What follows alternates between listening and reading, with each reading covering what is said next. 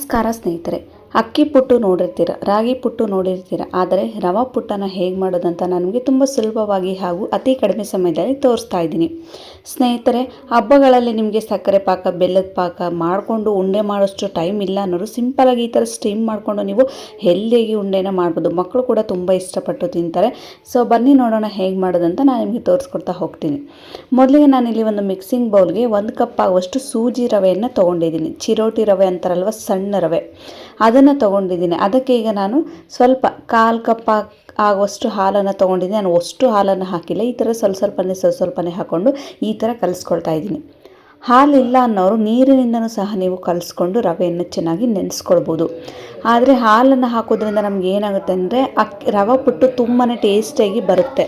1 cup ಆಗುವಷ್ಟು ಸೂಜಿ ರವೆಗೆ ನಾನು 1/4 ಕಪ್ ಆಗುವಷ್ಟು ಹಾಲನ್ನು ತೊಗೊಂಡಿದ್ದೆ. ಸ್ವಲ್ಪ ಹಾಲನ್ನು ಉಳಿಸಿದ್ದೀನಿ ನೋಡಿ. ಒಂದೇ ಸಮನೆ ಹಾಲು ಹಾಕ್ಕೊಂಡು ತೀರಾ ಮುದ್ದೆ ಥರ ಕಲಿಸ್ಕೊಳ್ಳೋಕೆ ಹೋಗ್ಬೇಡಿ. ಸ್ವಲ್ಪ ಉದುರಾಗಿ ಬಿಡಿಯಾಗಿ ಈ ಥರ ಕಲಿಸ್ಕೊಂಡು ಸ್ವಲ್ಪ ಇದನ್ನು ಪ್ರೆಸ್ ಮಾಡಿಕೊಂಡು ಒಂದು ಪ್ಲೇಟ್ನ ಕ್ಲೋಸ್ ಮಾಡಿ ಒಂದು 15ರಿಂದ 20 ನಿಮಿಷ ನೀವು ಚೆನ್ನಾಗಿ ರವೆಯನ್ನು ನೆನೆಸ್ಕೊಳ್ಬೇಕಾಗುತ್ತೆ.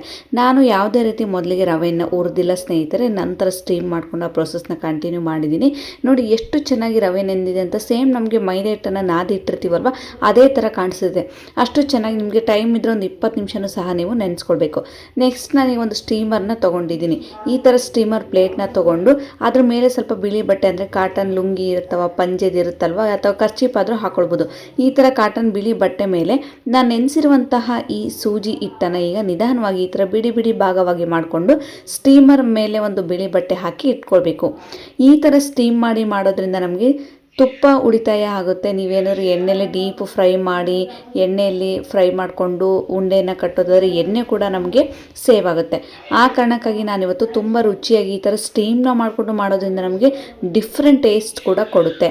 ಸೊ ನೋಡಿ, ಈಗೆಲ್ಲ ಚೆನ್ನಾಗಿ ಇದನ್ನು ಮಿಕ್ಸ್ ಮಾಡಿಕೊಂಡು ಬಿಳಿ ಬಟ್ಟೆ ಮೇಲೆ ಯಾವುದೇ ರೀತಿ ನೀರನ್ನು ಆಗಲಿ ಎಣ್ಣೆಯನ್ನಾಗಲಿ ತುಪ್ಪವನ್ನಾಗಲಿ ನೀವು ಹಾಕೋದು ಬೇಡ. ಆರಿರುವಂಥ ಬಿಳಿ ಬಟ್ಟೆನೇ ಆಗಿರಬೇಕು. ಅದ್ರ ಮೇಲೆ ಈಗ ಉಳಿದಿರುವಂಥ ಬಟ್ಟೆನೆಲ್ಲ ಆ ಸೂಜಿ ರವೆ ಇಟ್ಟಿದ ಮೇಲೆ ಕ್ಲೋಸ್ ಮಾಡ್ಕೊಂಬಿಡಿ. ಕ್ಲೋಸ್ ಮಾಡ್ಕೊಂಡು ಈಗ ನಾನು ನೀರು ಕೂಡ ಚೆನ್ನಾಗಿ ಬಿಸಿ ಆಗ್ತಾಯಿತ್ತು. ಅಂದರೆ ಒಂದು ಕಡಾಯಿಗೆ ನೀರನ್ನು ಹಾಕ್ಕೊಂಡು ಅದು ಚೆನ್ನಾಗಿ ಬಿಸಿ ಆದಮೇಲೆ ನಾನೀಗ ಸ್ಟೀಮರ್ನ ಇಡ್ತಾಯಿದ್ದೀನಿ. ಅಂದರೆ ನಾನು ರವೆ ಸ್ಟೀಮರ್ನ ಇಡ್ತಾಯಿದ್ದೀನಿ. ಈಗ ಇಟ್ಟು ಇದನ್ನು ಕ್ಲೋಸ್ ಮಾಡಬೇಕು ಸ್ನೇಹಿತರೆ. ಹಬ್ಬಗಳಲ್ಲಿ ವರಮಹಾಲಕ್ಷ್ಮಿ ಹಬ್ಬ ಬೇರೆ ಹತ್ರ ಬರ್ತಾಯಿದೆ. ಗಣೇಶ ಚತುರ್ಥಿ ಆಗಲಿ, ನಾಗರ ಪಂಚಮಿ ಹಬ್ಬಕ್ಕೆ ಆಗಲಿ ನಿಮಗೆ ಬೆಲ್ಲದ ಪಾಕ ಆಗಲಿ ಸಕ್ಕರೆ ಪಾಕ ಆಗಲಿ ಮಾಡಿಕೊಂಡು ಉಂಡೆನ ಮಾಡುವಷ್ಟು ಟೈಮ್ ಇಲ್ಲ ಅನ್ನೋರು, ಬಿಸಿ ಮಾಮ್ಸ್ ಆಗಲಿ ಬ್ಯಾಚುಲರ್ಸ್ ಆಗಲಿ, ಮನೇಲಿ ಮಕ್ಕಳು ಇದ್ದರೆ ಕೆಲವೊಂದು ಸಲ ಉಂಡೆ ಮಾಡೋಕ್ಕೂ ಟೈಮ್ ಇರಲ್ಲ ಅಂಥವ್ರು ಈ ಥರ ಸ್ಟೀಮ್ನ ಮಾಡಿಕೊಂಡು ನೀವು ಸೂಜಿ ರವೆ ಲಡ್ಡನ್ನು ತುಂಬಾ ಹೆಲ್ದಿಯಾಗಿ ಮಾಡ್ಬೋದು. ನಮಗೆ ಸಮಯ ಕೂಡ ತುಂಬ ಕಡಿಮೆ, ಇಂಗ್ರೀಡಿಯೆಂಟ್ಸ್ ಕೂಡ ತುಂಬ ಸಮಯ ಕಡಿಮೆ ಆಗುತ್ತೆ. ನೋಡಿ, ಒಂದು 20 ನಿಮಿಷ ಚೆನ್ನಾಗಿ ನಾನು ಸ್ಟೀಮ್ನ ಮಾಡ್ಕೊಂಡಿದ್ದೀನಿ. ನೀವೆಷ್ಟು ಚೆನ್ನಾಗಿ ನೀವು ಇದನ್ನು ಸ್ಟೀಮ್ನ ಮಾಡ್ಕೊತೀರೋ ಸೂಜಿ ರವೆ ಅಷ್ಟು ಬಿಡಿಯಾಗಿ ಉದುರಾಗಿ ನಮಗೆ ರೆಡಿ ಆಗುತ್ತೆ. ನೀವು ನೋಡ್ತಿರ್ಬೋದು ನೋಡಿ, ಈ ಥರ ಪ್ರೆಸ್ ಮಾಡಿದಾಗ ನಮಗೆ ಹಿಟ್ಟಕ್ಕಿಂತ ಸಾಫ್ಟಾಗಿ ಬರಬೇಕು. ಅಷ್ಟು ಚೆನ್ನಾಗಿ ಅದು ಸ್ಟೀಮ್ ಆಗಿರಬೇಕು. ಇಷ್ಟಾದರೆ ಸಾಕು ಸ್ನೇಹಿತರೆ.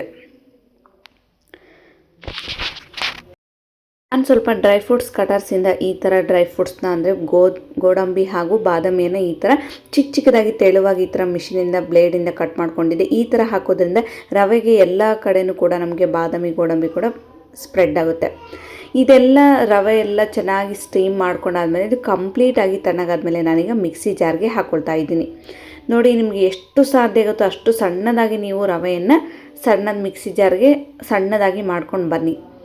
ಈ ಥರ ಮಾಡ್ಕೊಳ್ಳೋದ್ರಿಂದ ಏನಾಗುತ್ತೆ ಅಂದರೆ ಮನೆಯಲ್ಲಿ ಕೆಲವರು ಹಿರಿಯರು ಇರ್ತಾರೆ, ಅವ್ರಿಗೆ ಸ್ವಲ್ಪ ಗಟ್ಟಿಯಾದರೆ ತಿನ್ನೋಕ್ಕೆ ಬರೋದಿಲ್ಲ, ಮಕ್ಕಳಿಗೆ ಸ್ವಲ್ಪ ಗಟ್ಟಿಯಾದರೂ ತಿನ್ನೋಕ್ಕೆ ಕಷ್ಟ ಅನಿಸುತ್ತೆ. ಅಂಥವ್ರು ಈ ಥರ ಸಣ್ಣದಾಗಿ ರವೆ ಪುಟ್ಟನ್ನ ಮಾಡೋದ್ರಿಂದ ಅವ್ರಿಗೆ ತಿನ್ನೋಕ್ಕೆ ತುಂಬ ಸುಲಭವಾಗುತ್ತೆ, ತುಂಬ ಇಷ್ಟಪಟ್ಟು ಕೂಡ ತಿಂತಾರೆ. ಸಾಫ್ಟಾಗಿ ನಾನು ಮೊದಲಿಗೆ ಯಾವ ಥರ ಸೂಜಿ ರವೆ ತೊಗೊಂಡಿದ್ದೀನೋ ಅದೇ ಥರ ಸಾಫ್ಟಾಗಿ ಗ್ರೈಂಡರ್ಗೆ ಹಾಕ್ಕೊಂಡು ಸೈಡಲ್ಲಿಡಿ. ನೆಕ್ಸ್ಟ್ ಒಂದು ಪ್ಯಾನ್ನ ತೊಗೊಳ್ಳಿ.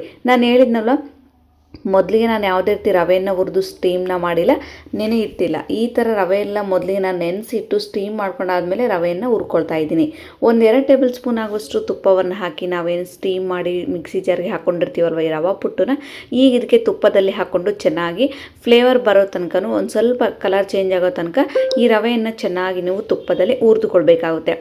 ತುಪ್ಪದಲ್ಲಿ ಹುರ್ಕೊಳ್ಳೋದ್ರಿಂದ ನಮಗೆ ಫ್ಲೇವರ್ ತುಂಬ ಚೆನ್ನಾಗಿ ಬರುತ್ತೆ. ಯಾವುದೇ ರೀತಿ ಹಸಿ ಥರ ಹಸಿ ಹಾಲಿನ ವಾಸನೆ ಆಗಲಿ ಅದು ಖಂಡಿತವಾಗ್ಲೂ ಬರೋದಿಲ್ಲ. ನೀವೇನಾದರೂ ರವೆನ ಹುರ್ಕೊಂಡಿಲ್ಲ ಅಂದರೆ ನಾವು ಹಾಲಿನಲ್ಲಿ ನೆನೆಸಿರ್ತೀವಲ್ವ, ಹಸಿ ಹಾಲಿನ ಥರ ವಾಸನೆ ಸ್ಮೆಲ್ ಬಂದುಬಿಡುತ್ತೆ. ಈ ಥರ ರವೆಯನ್ನು ತುಪ್ಪದಲ್ಲಿ ಚೆನ್ನಾಗಿ ಹುರ್ಕೊಳ್ಳೋದ್ರಿಂದ ಯಾವುದೇ ರೀತಿ ಸ್ಮೆಲ್ ಕೂಡ ಬರೋದಿಲ್ಲ. ಮತ್ತೆ 1 ಟೇಬಲ್ ಸ್ಪೂನ್ ಆಗುವಷ್ಟು ತುಪ್ಪವನ್ನು ಹಾಕ್ಕೊಂಡು ಕಟರ್ ಮಾಡ್ಕೊಂಡಿರ್ತಂಥ ಈ ಡ್ರೈ ಫ್ರೂಟ್ಸ್ನ ಈಗ ಇದಕ್ಕೆ ಹಾಕೊಳ್ತಾ ಇದ್ದೀನಿ. ಸ್ನೇಹಿತರೆ, ಸಾಧ್ಯದಷ್ಟು ಡ್ರೈ ಫ್ರೂಟ್ಸ್ ಸ್ನೇಹಿತರೆ ಚಿಕ್ಕ ಚಿಕ್ಕದಾಗಿ ಕಟ್ ಮಾಡಿಕೊಂಡು ಉಂಡೆಯಲ್ಲಾಗಲಿ ಸ್ವೀಟ್ಗಳಲ್ಲಿ ಪಾಯಸಗಳಲ್ಲಿ ಹಾಕೋದ್ರಿಂದ ಮಕ್ಕಳು ಕೆಲವು ಡ್ರೈ ಫ್ರೂಟ್ಸ್ ತಿನ್ನಲ್ಲ ಅನ್ನೋರು ಈ ಥರ ಮಾಡೋದು ಬೆಸ್ಟ್ ಐಡಿಯಾ ಅಂತಲೇ ಹೇಳ್ಬೋದು. ನಾನು ಕೂಡ ಇದೇ ಥರನೇ ಮಾಡೋದು. ಇದನ್ನೆಲ್ಲ ಒಂದ್ಸಲ ಚೆನ್ನಾಗಿ ಮಿಕ್ಸ್ ಮಾಡ್ಕೊಳ್ಬೇಕು. ಡ್ರೈ ಫ್ರೂಟ್ಸ್ ಬೇಡ ಅನ್ನೋರು ಕಂಪ್ಲೀಟಾಗಿ ಸ್ಕಿಪ್ನ ಮಾಡ್ಬೋದು. ಇದೆಲ್ಲ ಒಂದ್ಸಲ ಚೆನ್ನಾಗಿ ಮಿಕ್ಸ್ ಮಾಡ್ಕೊಂಡಾದ್ಮೇಲೆ ಈಗ ಇದನ್ನು ಒಂದು ಮಿಕ್ಸಿಂಗ್ ಬೌಲ್ಗೆ ಟ್ರಾನ್ಸ್ಫರ್ ಮಾಡ್ಕೊಳ್ತಾ ಇದ್ದೀನಿ. ಜಾಸ್ತಿ ರವೆನ ಹುರ್ಕೊಳ್ಳೋದು ಬೇಡ. ಮಿನಿಮಮ್ ಅಂದರೆ ಒಂದು 3 ರಿಂದ 4 ನಿಮಿಷ ಚೆನ್ನಾಗಿ ತುಪ್ಪದಲ್ಲಿ ರೋಸ್ಟ್ ಮಾಡಿಕೊಂಡ್ರೆ ಸಾಕು. ನಮಗೆ ಜಸ್ಟ್ ತುಪ್ಪದ ಫ್ಲೇವರ್ ಬರಬೇಕು, ಹಸಿ ಹಾಲಿನ ಸ್ಮೆಲ್ಲೆಲ್ಲ ಹೋಗಬೇಕು. ಈಗ ಇದನ್ನು ಒಂದ್ಸಲ ಚೆನ್ನಾಗಿ ಮಿಕ್ಸ್ ಮಾಡ್ಕೊಂಡ್ರೆ ಇದು ಸ್ವಲ್ಪ ತಣ್ಣಗಾಗಿ ವೆಯ್ಟ್ ಮಾಡಿ. ತಣ್ಣಗಾದ್ಮೇಲೆ ನಾನು ಯಾವ ಕಪ್ ಅಳತೆಯಿಂದ ಸೂಜಿ ರವೆನ ತೊಗೊಂಡಿದ್ದೀನೋ ಅದೇ ಕಪ್ ಅಳತೆಯಿಂದ 1 ಕಪ್ ಆಗುವಷ್ಟು ತುರಿದಿರುವಂತಹ ಒಣ ಕೊಬ್ಬರಿ ಪೌಡರನ್ನು ಹಾಕ್ಕೊಳ್ತಾ ಇದ್ದೀನಿ. ನಿಮಗೆ ಬೇಕಿದ್ರೆ ಫ್ರೆಶ್ ಕೊಕೊನಟ್ ಪೌಡರ್ ಕೂಡ ಹಾಕ್ಕೊಳ್ಬೋದು. ಖಂಡಿತವಾಗ್ಲೂ ಸ್ನೇಹಿತರೆ, ಕೆಲವೊಂದ್ಸಲ ಫ್ರೆಶ್ ಕೊಕೊನಟ್ ಪೌಡರ್ ತುಂಬ ಸ್ಮೆಲ್ ಇರುತ್ತೆ. ಸಾಧ್ಯದಷ್ಟು ನೀವು ಮನೆಯಲ್ಲೇ ತುರಿದುಕೊಂಡು ಗ್ರೈಂಡ್ ಮಾಡ್ಕೊಳ್ಳೋಕ್ಕೆ ಟ್ರೈ ಮಾಡಿ. ನೋಡ್ತಿರ್ಬೋದು ಎಷ್ಟು ಚೆನ್ನಾಗಿ, ಎಷ್ಟು ಉದುರಾಗಿ ನಮಗೆ ರವೆ ಕೂಡ ಚೆನ್ನಾಗಿ ರೆಡಿ ಆಗ್ತಿದೆ ಅಂತ. ಕೊಬ್ಬರಿಯನ್ನು ಹಾಕೋದ್ರಿಂದ ನಮಗೆ ತುಂಬಾ ಟೇಸ್ಟಿಯಾಗಿ ಬರುತ್ತೆ. ಇಲ್ಲಾಂದರೆ ಬರೀ ಸಪ್ಪೆ ಸಪ್ಪೆ ಥರ ಸ್ವೀಟ್ ಅದು ಕಂಪ್ಲೀಟ್ ಅನಿಸೋದಿಲ್ಲ. ಈ ಥರ ಕೊಬ್ಬರಿಯನ್ನು ಹಾಕಿ ತುಂಬ ಚೆನ್ನಾಗಿ ಬರುತ್ತೆ. ನಾನು 1 ಕಪ್ ಯಾವ ಕಪ್ ಅಳತೆಯಿಂದ ಸೂಜಿ ರವೆನ ತೊಗೊಂಡಿದ್ದೀನೋ ಅದೇ ಕಪ್ ಅಳತೆಯಿಂದ 1 ಕಪ್ ಆಗುವಷ್ಟು ಬಿಳಿ ಬೆಲ್ಲವನ್ನು ಚೆನ್ನಾಗಿ ತುರಿದುಕೊಂಡಿದ್ದೀನಿ. ಕೊಬ್ಬರಿಯನ್ನು ಯಾವ ಥರ ತುರಿದುಕೊಳ್ತಿರಲ್ವ ಆ ಥರ ತುರಿದುಕೊಂಡು ಹಾಕೊಳ್ಳೋದ್ರಿಂದ ಎಲ್ಲ ಕಡೆಯೂ ಸ್ವೀಟ್ ತುಂಬ ಚೆನ್ನಾಗಿ ಬರುತ್ತೆ. ನೀವೇನಾದರೂ ಜಜ್ಕೊಂಡು ಹಾಕೊಳ್ಳೋದಾದರೆ ಪೀಸ್ ಥರ ಹಾಗೆ ಉಳ್ಕೊಂಡ್ಬಿಡುತ್ತೆ. ತಿನ್ನೋಕ್ಕೆ ಸ್ವಲ್ಪ ಅಷ್ಟು ಟೇಸ್ಟ್ ಅನಿಸೋದಿಲ್ಲ. ಒಂದೇ ಸಮಾನ ಸ್ವೀಟ್ ಬಂದ್ಬಿಡುತ್ತೆ, ಇಲ್ಲ ಸಪ್ಪೆ ಥರ ಅನಿಸುತ್ತೆ. ಆ ಕಾರಣಕ್ಕಾಗಿ ನಾನು ಬೆಲ್ಲವನ್ನು ತುರಿದುಕೊಂಡು ಎಲ್ಲದೂ ಚೆನ್ನಾಗಿ ಮಿಕ್ಸ್ ಮಾಡಿಕೊಂಡು ಫೈನಲ್ ಆಗಿ ನಾನೀಗ ಒಂದು ಪ್ಲೇಟ್ಗೆ ಹಾಕಿ ತೋರಿಸ್ತಾ ಇದ್ದೀನಿ. ಸ್ನೇಹಿತರೆ, ನಾನು ಹೇಳಿದ್ನಲ್ಲ, ತುಂಬ ಕಡಿಮೆ ಸಮಯ, ಕಡಿಮೆ ಇಂಗ್ರೀಡಿಯೆಂಟ್ಸ್, ಕಡಿಮೆ ಟೈಮ್. ಇಷ್ಟರಲ್ಲೇ ನೀವು ಈ ರವಾ ಪುಟ್ಟನ ಮಾಡಿ ನೋಡಿ. ನಿಜವಾಗ್ಲೂ ನೀವು 15 to 20 ಡೇಸ್ ತನಕ ಸ್ಟೋರ್ ಮಾಡಿ ಕೂಡ ಇಡ್ಬೋದು. ಆ ಥರ ನೀವು ಒಂದು ಬಾಕ್ಸ್ಗೆ ಹಾಕಿ ರವಾ ಪುಟ್ಟನಾದರೂ ತಿನ್ಬೋದು. ಮಕ್ಕಳು ಕೆಲವೊಂದು ಸಲ ತಿನ್ನಲ್ಲ ಅನ್ನೋರು ಈ ಥರ ನೀವು ಉಂಡೆ ಕೂಡ ಮಾಡ್ಬೋದು.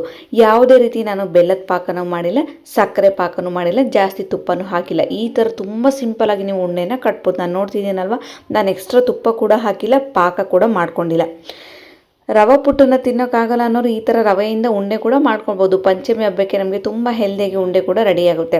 ಸ್ನೇಹಿತರೆ, ನೀವೇನಾದ್ರೂ ಇನ್ನು ಪಂಚಮಿ ಹಬ್ಬಕ್ಕಾಗಲಿ, ವರಮಹಾಲಕ್ಷ್ಮಿ ಹಬ್ಬಕ್ಕಾಗಲಿ, ಯಾವುದೇ ರೀತಿ ಫೆಸ್ಟಿವಲ್ಸ್ಗಾಗಲಿ ಮನೆಗೆ ಗೆಸ್ಟ್ಗಳು ಬಂದಾಗ ನಿಮಗೆ ಸಿಹಿ ತಿನ್ಬೇಕು ಅನ್ನಿಸ್ದಾಗ ಖಂಡಿತವಾಗ್ಲೂ ಈ ರವೆಯಿಂದ ಲಡ್ಡುನಾದರೂ ಮಾಡಿ ನೋಡಿ, ರವೆ ಪುಟ್ಟನಾದರೂ ಮಾಡಿ ನೋಡಿ.